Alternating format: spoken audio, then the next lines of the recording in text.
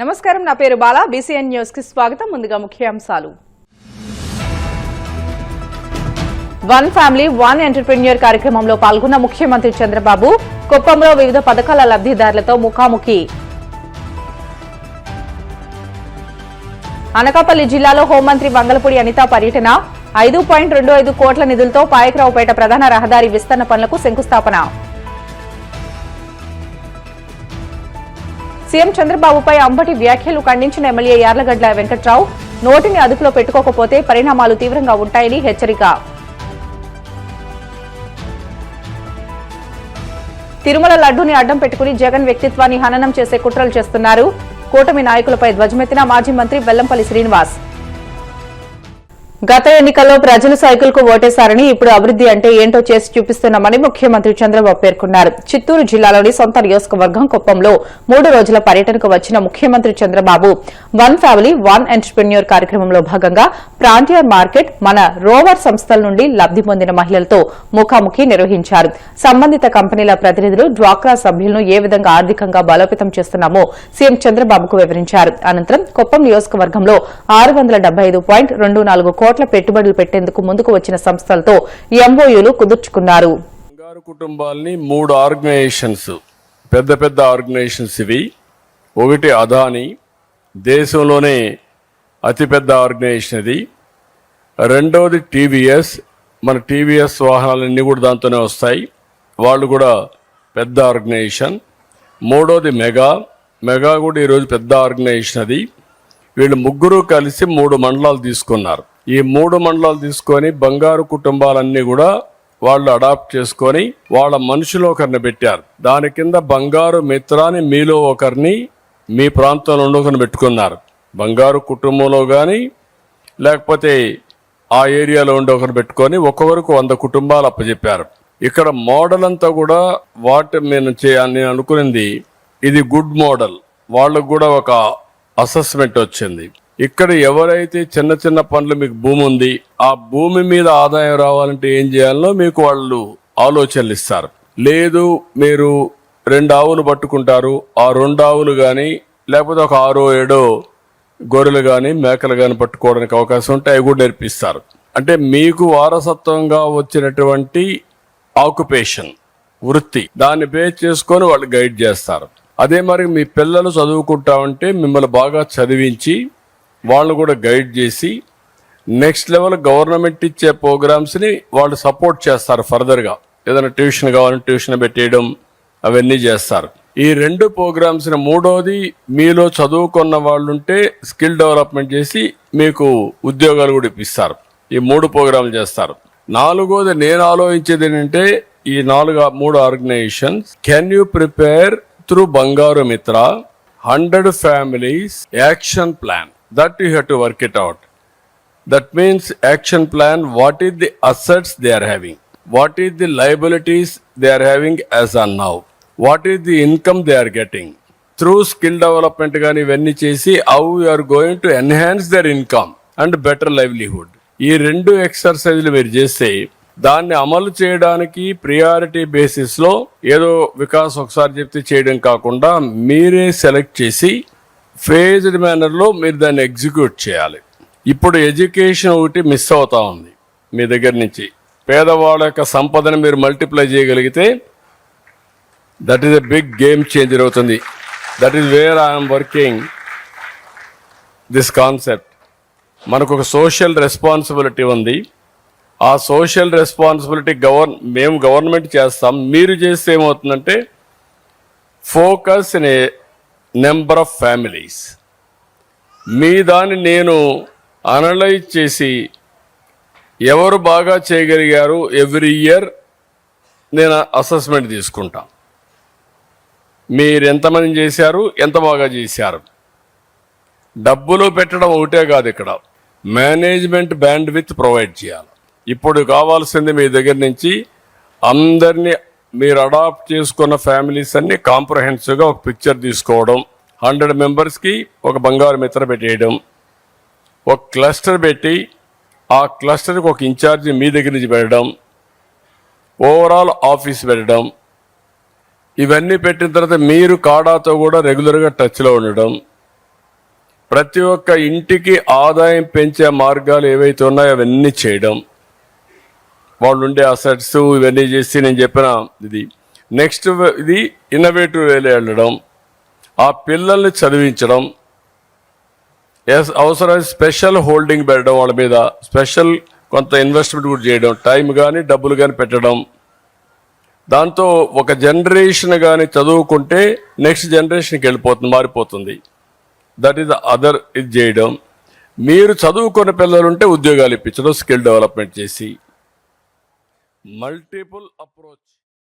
అనకాపల్లి జిల్లా పాయకరావుపేటలో VMRDA chairman Pranav Gopal తో కలిసి హోంమంత్రి అనిత పర్యటించారు. ఈ సందర్భంగా ప్రజలు గజమాలతో హారతులతో ఘనంగా స్వాగతం పలకడం మరువలేని అనుభూతిగా ఉందని ఆమె తెలియజేశారు.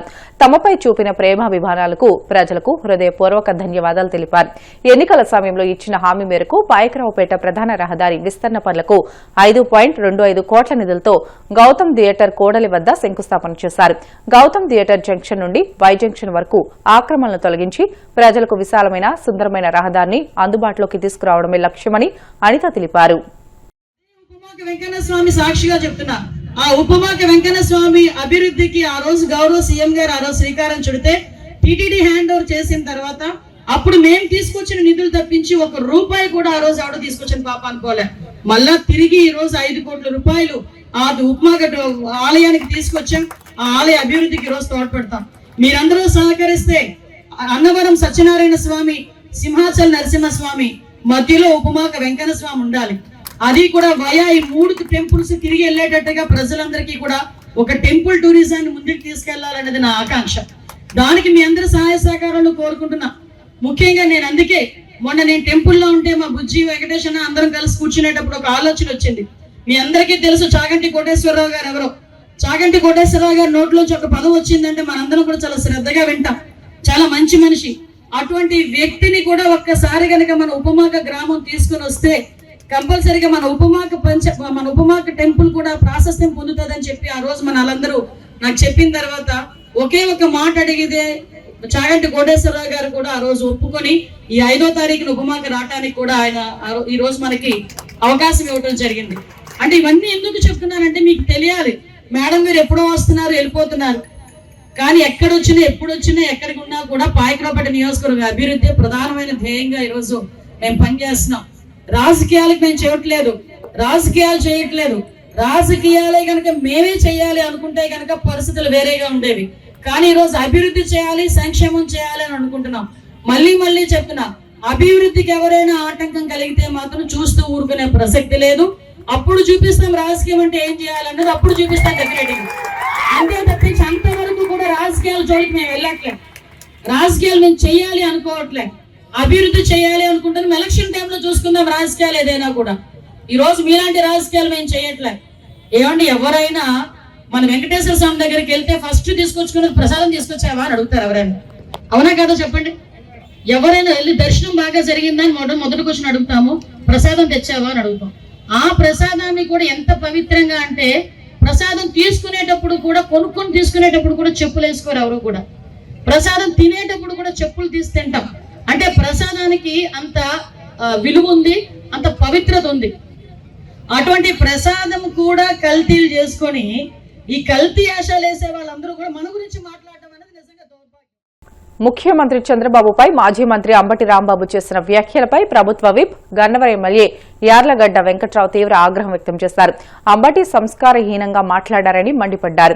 గత ప్రభుత్వంలో బూతుల మంత్రులుగా ముద్ర వేయించుకున్నందుకే ప్రజలు వారిని చిత్తుగా ఓడించారని, ఆ ధోరణి వల్లే వైసీపీకి కనీసం ప్రతిపక్ష హోదా కూడా దక్కలేదని విమర్శించారు. ముఖ్యమంత్రి వంటి గౌరవప్రదమైన పదవిలో ఉన్న వ్యక్తిపై అంబటి చేసిన వ్యాఖ్యలను తాను తీవ్రంగా ఖండిస్తున్నట్లు పేర్కొన్నారు. వైసీపీ నాయకులు తమ నోటిని అదుపులో పెట్టుకోకపోతే భవిష్యత్తులో పరిణామాలు చాలా తీవ్రంగా ఉంటాయని హెచ్చరించారు. శాసనసభ్యుడు, మాజీ మంత్రిగా ఈ రాష్ట్రానికి కొన్నాళ్లు మంత్రి పదవి కూడా ఎలగబెట్టిన అంబటి రాంబాబు గౌరవ ముఖ్యమంత్రి చంద్రబాబు నాయుడు గారి మీద మాట్లాడిన మాటలు సభ్య సమాజం తలదించుకునే విధంగా ఉన్నాయి. కనీసం అవి ఉచ్చరించడానికి కూడా వీల్లేని భాష వాడిని అంబటి రాంబాబు తక్షణం అరెస్ట్ చేయాలి. లేదంటే ఇలా ప్రతి ఒక్కడూ మాట్లాడకుండా వెళ్లే పరిస్థితి. వైసీపీ నాయకులు ఈ రాష్ట్రానికి ఏం చేద్దాం అనుకుంటున్నారో తెలియదు కానీ తెలుగు భాషను మాత్రం దారుణంగా మాట్లాడే పరిస్థితి వైసీపీ దిగజారిపోయింది. సాక్షాత్తు ఈ రాష్ట్ర ముఖ్యమంత్రిగా పనిచేసిన జగన్మోహన్ రెడ్డి మొన్న అన్పార్లమెంటరీగా వాడు వీడని మాట్లాడటం, ఆవు చేలు మెత్తే దూడ గట్టును మెత్తదలాగా ఇలా చేయటం చాలా బాధాకరం. నేను వైఎస్ఆర్ కాంగ్రెస్ పార్టీలో 2 సంవత్సరాలు యాక్టివ్గా పనిచేశా. అప్పుడు కూడా నా ప్రత్యర్థి చంద్రబాబు గారిని విమర్శిస్తే వైసీపీలో ఉండే ప్రెస్ మీట్ పెట్టి తీవ్రంగా ఖండించారు. జగన్మోహన్ రెడ్డి గారు మిమ్మల్ని తిట్టారు, మీ సతీమణి తిహార్ జైలుకి వెళ్తుందని చెప్పాడు, అయినా మీరు పార్టీలోకి తీసుకున్నారు కానీ నేను రాజీ పడనని చెప్పా. నేను వైసీపీ నుంచి పోటీ చేసినప్పుడు కూడా చంద్రబాబు నాయుడు గారిని పొన్నెత్తి మాట అనలా. కానీ ఆ రోజే ముఖ్యమంత్రి గారికి, ఆ రోజున ముఖ్యమంత్రిగా ఉన్న జగన్మోహన్ రెడ్డికి సలహా ఇచ్చా. జగన్మోహన్ రెడ్డి గారు మీరు కూడా దీన్ని ఖండిస్తే మీ స్థాయి, మీ హైట్ పెరుగుతుందని మీడియాలో చెప్పారు. కానీ అదే రోజు చెప్పా ఐపీసీ సెక్షన్ లో మార్పులు తేవాల్సిన అవసరం ఉంది, బూతులు మాట్లాడే వాళ్ళ మీద కొత్తగా చట్టాలు తీసుకురావాల్సిన అవసరం ఉంది, లేకపోతే తెలుగు భాష ప్రమాదకర పరిస్థితుల్లోకి తెలుగు భాషని తీసుకెళ్లే పరిస్థితి రాష్ట్రంలో ఉన్నాయి. ఒక చట్టం చేస్తే తప్ప తెలుగులో బూతులు మాట్లాడి తెలుగు భాషను ఎట్టబడితే అటు మాట్లాడి మీడియాకి సెన్సార్ ఉండదు కాబట్టి ఏది వాగితే అది వాగి లైవ్ లో చెప్పేసి తర్వాత వ్యాఖ్యలు వెనక్కి తీసుకున్నాం అంటాం కూడా పరిపాటైపోయిన ఈ రోజుల్లో తెలుగు భాషని బూతులు మాట్లాడే దాని మీద కొత్తగా చట్టం తేవాల్సిన అవసరం ఉందని గన్నవరం నియోజకవర్గ శాసనసభ్యుడిగా, శాసనకర్తగా డెఫినెట్ గా కోరుకుంటున్నాం. రేపు రాబోయే అసెంబ్లీ సమావేశాల్లో దీని మీద చట్టం తెచ్చి ఈ పనికిమాలిన పద ప్రయోగాలు చేసేవాళ్ళని, పనికిమాలిన భాష మాట్లాడే వాళ్ళని, of the record on record తెలియని పనికిమాలిన వాళ్ళని కేవలం తిట్టుకుంటమే రాజకీయమా అనే స్థితికి ఈ రాష్ట్రంలో వైఎస్ఆర్ కాంగ్రెస్ పార్టీ రాజకీయాన్ని దిగజార్చేసింది. ఇంకా చూస్తూ ఊరుకోకుండా చంద్రబాబు నాయుడు గారు కూడా దీన్ని తీవ్రంగా పరిగణించి తెలుగు బూతులు మాట్లాడే వ్యక్తుల మీద, తెలుగు భాష మాట్లాడే విషయంలో కంట్రోల్ చేసే చట్టం చేయకపోతే వీళ్ళు ఇలాగే మాట్లాడతారు. ముఖ్యమంత్రి గారు దీని మీద ఎక్స్పర్ట్స్ ఆలోచన చేయాల్సిన అవసరం ఉంది. అంబటి రాంబాబు మా వ్యాఖ్యలు చూస్తే ఆ సన్నం తింటున్నాడా గడ్డి తింటున్నాడా అని కూడా అర్థం కాని పరిస్థితి. అంబటి రాంబాబు తక్షణమే అతని వ్యాఖ్యలు వెనక్కి తీసుకున్నా కూడా సభ్య సమాజం నీ గురించి ఏం మాట్లాడుకుంటుంది అనేది నువ్వు మనిషి అనే ముందు గుర్తుపెట్టుకో. రాజకీయ నాయకులు అనే తర్వాత అంబటి రాంబాబుని తక్షణం అరెస్ట్ చేయాలి, లేకపోతే ఇలాగే ప్రతివాడు మాట్లాడే పరిస్థితులు ఉంటాయి. మేనమేషాలు లెక్క పెట్టకుండా అంబటి రాంబాబుని అరెస్ట్ చేస్తే కనీసం ఇంకో మాట్లాడదాం అంటున్నాడు కనీసం అవుతాడు. లేదంటే రాష్ట్రంలో వైఎస్ఆర్ కాంగ్రెస్ పార్టీ వాళ్ళు తెలుగు భాషను సర్వనాశనం చేశారండి. రాష్ట్రం నాశనం చేయడం పాటు తెలుగు భాషను కూడా సర్వనాశనం చేశారు. ఆ కొడాలని వాడు బూతులు మాట్లాడినప్పుడు, నా ప్రత్యర్థి మాట్లాడినప్పుడు, లేకపోతే అంబటి రాంబాబు మాట్లాడినప్పుడు, వీళ్ళు మాట్లాడినప్పుడు జగన్మోహన్ రెడ్డి చూస్తూ ఊరుకున్నాడంటే జగన్మోహన్ రెడ్డి గారికి కూడా ఇది ఇష్టమే, మౌనం అర్ధాంగీకారంలాగా అనుకుంటాం నిజం కాదని అడుగుతున్నా. తక్షణమే ఎన్డీఏ ప్రభుత్వం దీని మీద చట్టం తేవాలి. నేను లాస్ట్ టైం అసెంబ్లీ సెషన్స్ లో తెలుగు భాష పరిరక్షణ కోసం ఒక చట్టం తీసుకురావాలి, ఈ బూతులు మాట్లాడే వాళ్ళ మీద కొత్తగా ఒక యాక్ట్ తీసుకురావాలని కోరా.